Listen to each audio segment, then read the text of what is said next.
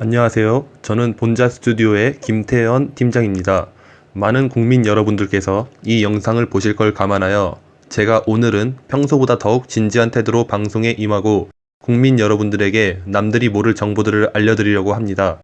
작년 2019년 9월 14일자 뉴스입니다. 내년 31.8조 원 성인지 예산 들여다보니 라는 제목의 뉴스인데, 내용을 요약해 드리자면 현 정부에서는 예산 과정에서 성평등 관점을 적용하고 양성평등한 예산 배분을 유도한다는 차원의 성인지 예산을 2020년 올해 31조 7,963억 원 규모로 책정하였습니다. 일반적으로 성인지 예산이 무엇인가에 관심도 없거나 있어도 성을 더 잘 알아볼 수 있게 하려고 만든 정책인가? 라고만 아시는 국민 여러분이 거의 99%일 겁니다. 그런 국민 여러분을 위해 성인지 예산이 무엇인지에 대해 제가 간단하게 설명드리겠습니다. 성인지 예산은 국가 재원이 양성평등하게 배분될 수 있도록 유도하여 남녀 평등을 이루려는 목적을 가지고 책정되었다고 합니다. 현 정부에서 몇 년 동안 매년 실시하고 있는 정책 중 하나죠.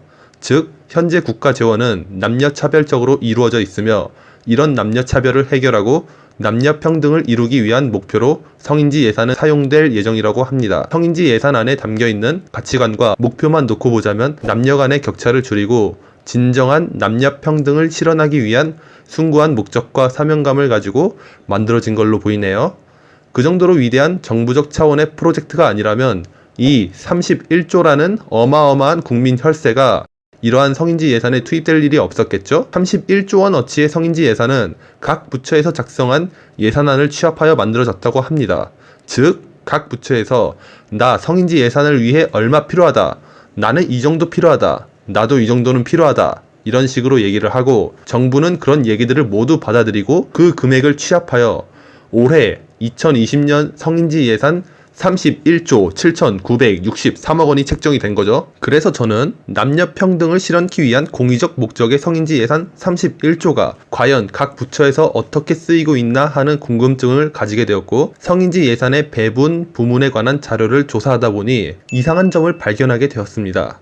사업 수행 과정에서 수혜 대상을 성별로 분류할 수 있는 사업들은 모조리 성인지 예산으로 분류되었다는 겁니다. 또한 국가 재원이 양성평등하게 배분될 수 있도록 유도한다는 성인지 예산 편성의 위위와는 거리가 느껴지는 항목이 많았습니다. 예시를 몇 가지 알려드릴게요.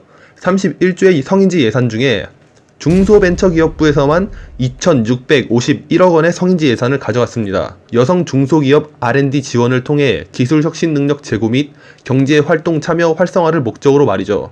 하지만 그 실상을 알고 보면 수혜 대상 950명 중 여성은 3.3%인 30여 명에 불과합니다. 즉, 중소벤처기업부에서는 30여 명의 여성들을 위한다는 명목으로 2,651억 원의 국민 혈세를 가져간 겁니다. 31명의 여성들을 위해 2,651억 원이나 쓰일 이유가 있을까요? 중소벤처기업부에서는 남녀 평등을 위해 여성 한 사람당 100억 가까이 나눠줄 목적이라도 있었던 걸까요? 이러한 문제는 중소벤처기업부 뿐만이 아닙니다. 2019년 작년 과학기술정보통신부에서 받은 성인지 예산은 1,250억 원입니다. 그리고 이 1,250억 원의 예산 중 실제로 여성 연구자가 받은 예산은 252억 8,200만 원으로 전체 성인지 예산의 20%에 불과했습니다. 즉, 나머지 80%, 1,000억 원 가까이 되는 국민 혈세가 어디로 갔는지 행방이 묘연하다는 겁니다. 이런 과학기술정보통신부에서 올해에는 2,468억 원 규모의 성인지 예산을 가져갔다고 합니다. 무려 2,468억 원입니다. 작년 기준으로 계산을 해보면 올해에도 2,000억 원 정도의 예산이 여기저기 은밀한 루트를 통해서 사라질 가능성이 아주 높습니다. 국토교통부에서도 28억 원 규모의 성인지 예산을 가져갔습니다. 여성 항공조종 인력과 여성 항공기초 인력의 취업 역량을 강화해 실질적 양성평등을 추구하는 걸 목표로 28억 원의 예산을 책정했다고 하네요.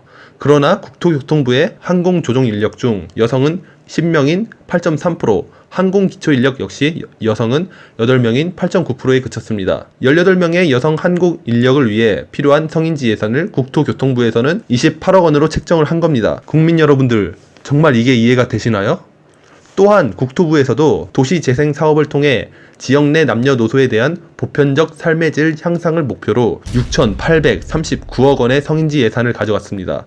이 역시도 선정된 도시의 전체 주민이 대상이기 때문에 사업 수혜 대상의 성비를 구분할 수 없음에도 불구하고 억지로 성인지 예산에 끼워 넣어 7천억에 가까운 국민 혈세를 따로 받아간 겁니다. 이 외에도 교육부에서 109억 원, 농림축산식품부에서 395억 원, 행안부에서 2021억 원, 농식품부에서 174억 원 등을 가져갔으며 이런 식으로 총 284가지 부서에서 성인지 예산 31조 7,963억 원을 나눠 가져갔습니다. 이 284가지의 부서의 구체적 예산 내역을 하나하나 다 조사를 해보니 실제로 직접 성평등에 기여하는 사업에 쓰인 예산은 1,780억 원으로 전체 예산의 0.6%에 불과하다는 것이 밝혀졌습니다.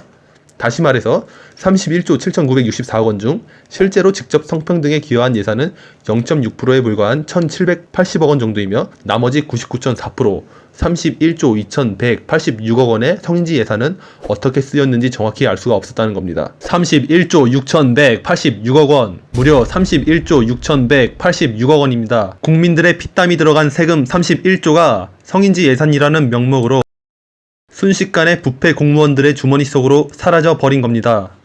그렇다면 과연 국가 예산 512조 중 오직 성인지 예산이라는 부분에서만 31조라는 예산이 도둑질되고 있는 걸까요? 당연히 아닙니다. 이러한 경우들로 해서 이렇게 저렇게 세워나가는 국민 여러분의 혈세가 자그마치 1년에 300조가 넘어갑니다. 이런 부패의 근원을 뿌리 뽑고 해결하기 위해서 우리는 그러면 도대체 어떻게 해야 하는 걸까요?